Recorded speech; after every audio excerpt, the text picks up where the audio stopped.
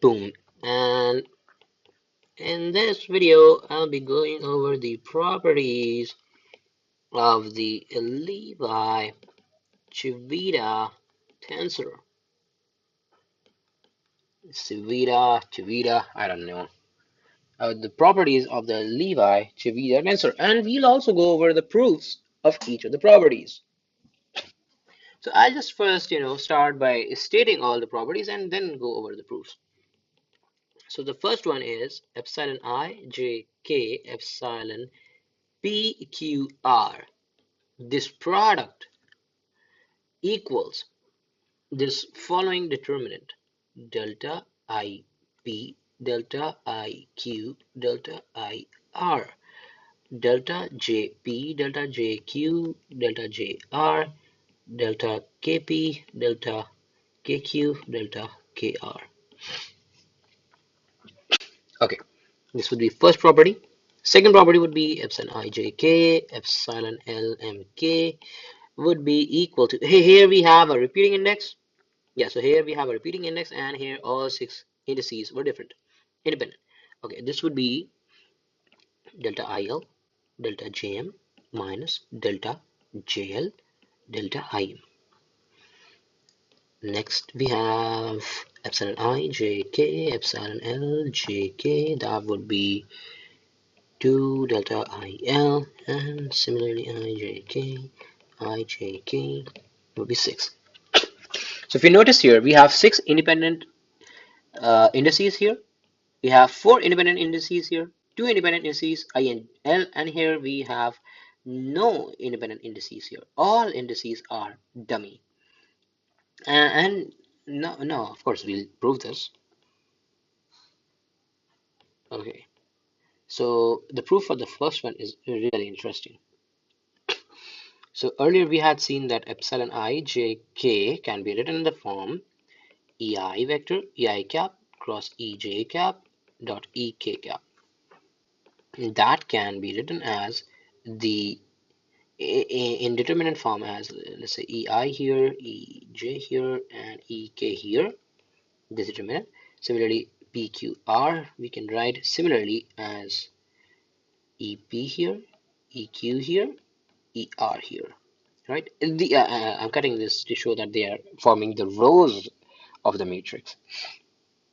So epsilon ijk into epsilon pqr would be the product of these determinants. That would be ei, ej, ek times this determinant. But notice that the determinant of a matrix A is equal to the determinant of the transpose. That is, we can also write the transpose here, which would be EP. Now this would form the columns EQ and ER. So, and now we multiply, and we also know that determinant of AB equals determinant of A, determinant of B. And here we have, let's say, A and B. And so what we do is we combine them to form AB and then take its determinant. So plus epsilon ijk, epsilon pqr would be EI dot EP. The second element would be EI dot EQ. This times this, then we would have the second element as this times this, and third element is this times this, and so on. But notice we have for the Kronecker delta function, delta ij would be EI dot EJ. Notice that. And that would be delta IP, delta IQ, delta IR, and so on. So that is how we can, derive the first property. Now for the second property, where we have epsilon I, j, k, epsilon L, m, k. For this one, now notice here that this is pretty similar to the last one, and so we, start off by using this one and just substitute k for r. That would be delta IP, delta IQ, delta IK, delta JP, delta JQ, delta JK, delta KP, delta KQ, delta KK. And each of these is a number, and this is a determinant. So we expand out and write delta IP times delta JP, delta KK minus delta JK, delta KQ minus delta IQ into IQ into this times this times this times this, and going so on. Delta JP, delta KK minus delta JK, delta KP plus delta IK, which is here, and now we cut this off and do this thing.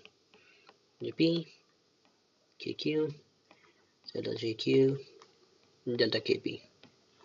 Okay, so the first one, oh, oops, my God, what is that? Okay, so that would be delta IP, delta JP, delta KK. I guess I am making some error here. Oh yeah, so that would be JQ here. Okay, um, okay, delta KK minus delta IP, delta JK, delta KQ, sorry, delta IQ, delta JP, delta KK plus delta IQ, delta JK, delta KP plus delta IK, delta JP, delta KQ minus delta IK, delta JQ, delta KP. And writing. Finally, we have, and notice these indices are repeating. So what would that mean? That would mean delta IP plus into delta JQ into delta KK summation K equals 1 to 3. Now these would be constant because there is no K which is varying here, and we'll get a sum delta KK, that would be delta 1 1 plus delta 2 2 plus delta 3 3, each of which is 1, so we get 3 delta IP delta JQ minus delta IP, and this would give us delta JQ minus this would give us again 3 delta IQ delta JP plus this would give me delta IQ delta JP. This will give me delta JP delta IQ minus delta JQ delta IP. Okay, finally we can simplify and get, here's a delta IP delta JQ delta JQ delta IP. So this would make it 2 again. Do we have anything else? Yeah, here again, so this will make it 1. Yeah, this means delta IP delta JQ minus this is minus 3 IQJP plus IQJP plus IQJP minus delta IQJP. Okay, so we had written in terms of L and M and all that. So if I do that, I'll make it IJK epsilon L MK equal to delta IL delta JM minus delta IM delta JP. Okay, that's nice. And for the third property, now we have epsilon ijk, epsilon ljk. Now we use this one and substitute j for m. So this gives us delta il, delta jj minus delta ij, delta jp. That would be delta il 3 times delta il minus delta I. Ooh, that's a mistake here. That would be 2 delta il right here. And for the last one, we have epsilon ijk, that would be 2 delta ii, that would be, substituting I for L here, 2 times 3, that would be 6. Thanks, guys.